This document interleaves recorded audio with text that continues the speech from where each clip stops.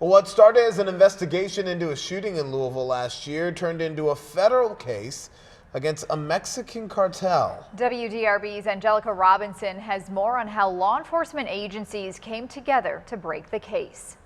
A 15-month-long investigation led to more than a dozen people facing charges, with more indictments expected to come.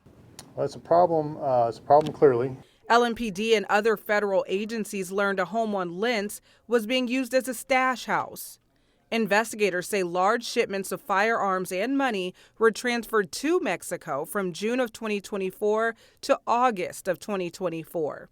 It was an elaborate trafficking scheme where, in return, narcotics were sent back to Louisville. Their presence is here. The tentacles of these terrorist organizations stretch across the U.S. Louisville is not immune to that problem. Authorities seized 62 kilos of cocaine, $700,000 in cash, and nearly 60 firearms. There's a war going on in Mexico, and these are outfitting those troops. They say the money was laundered inside Mexican grocery stores near the Jeffersontown area.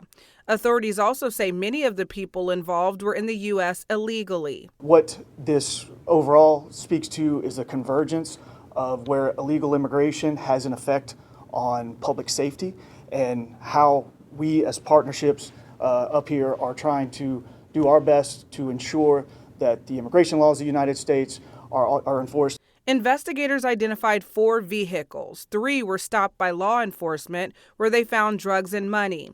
They say 4 people are still on the run and suspected to be in Mexico. Where this is a direct line into Mexico, which we don't see often.